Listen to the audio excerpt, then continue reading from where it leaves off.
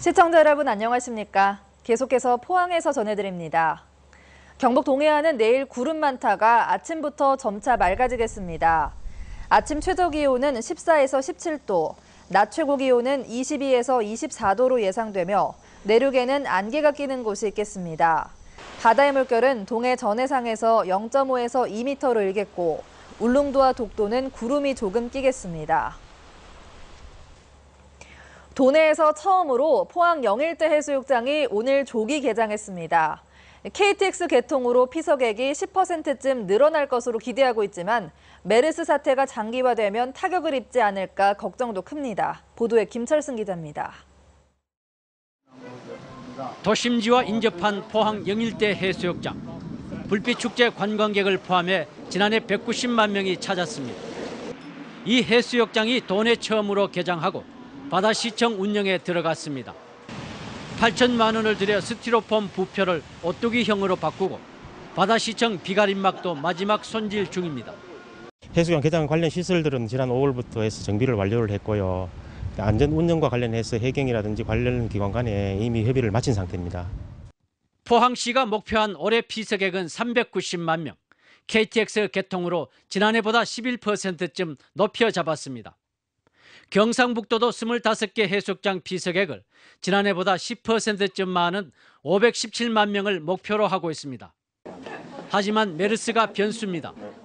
본격적인 개장까지 아직 시간이 있지만 모든 가능성에 대비하고 있습니다. 피서객들이 평소보다 더욱 철저히 개인 위생을 준수하도록 수시로 홍보 방송을 강화하도록 하고 또 신고 시에는 철저한 대응 시스템을 구축해 두었습니다. 도내 해수욕장 개장일을 보면 포항의 나머지 5개 해수욕장은 오는 27일, 경주의 5개 해수욕장은 다음 달 10일이고 영덕과 울진의 각각 7개 해수욕장은 다음 달 17일 동시 개장하기로 했습니다. 올해 피서 경기는 날씨뿐 아니라 메르스에 큰 영향을 받을 것으로 보여서 기대와 우려가 교차하고 있습니다. MBC 뉴스 김철승입니다. 경주시는 경주 지역에서 최초로 50대 남성인 메르스 의심 환자가 발생했지만 1차 검사에서 음성 판정을 받았다고 밝혔습니다.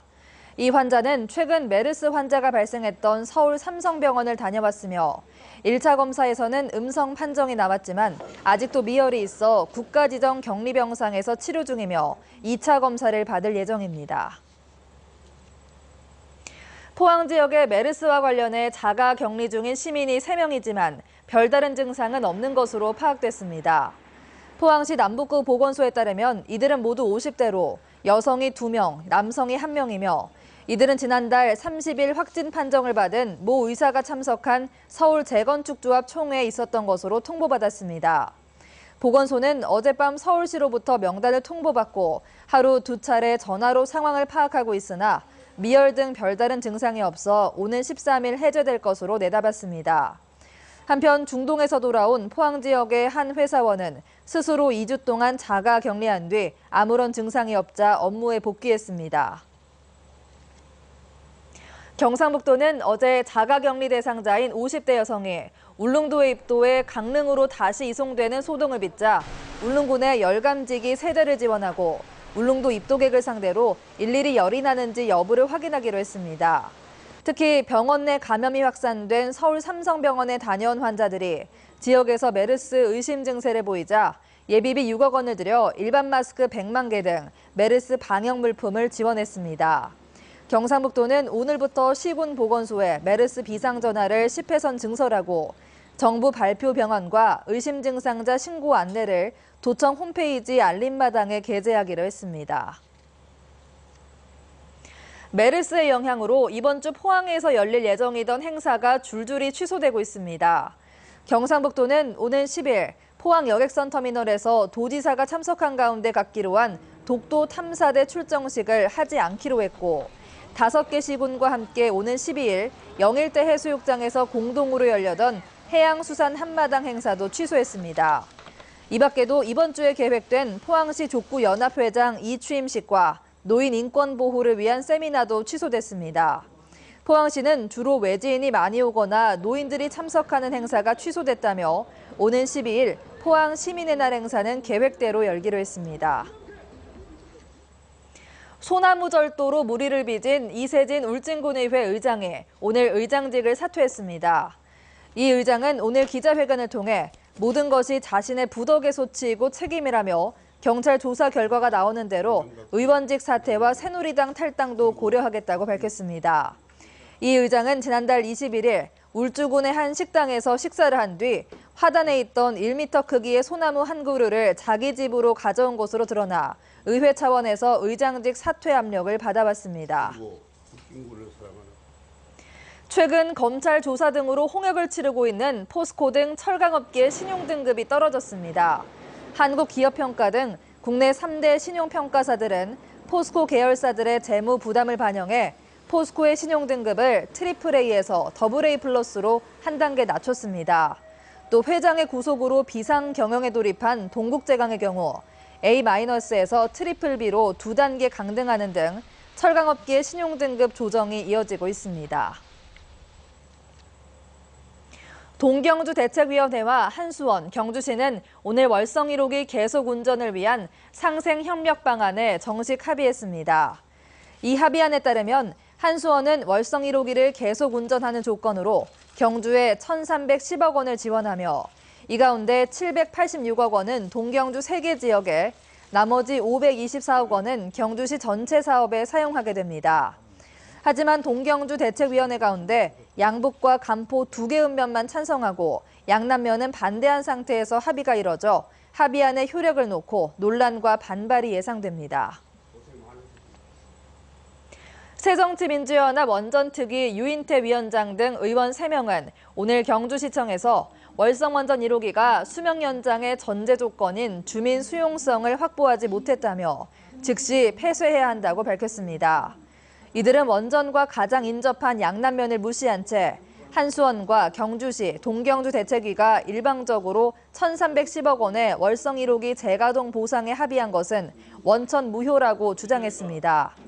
또 독일은 2022년까지 원전 완전 가동 중단을 선언한 상태이고 중국도 태양광 발전에 집중 투자하고 있는데 우리 정부만 세계적 추세에 역행하는 원전 확대 정책을 펴고 있다고 비판했습니다.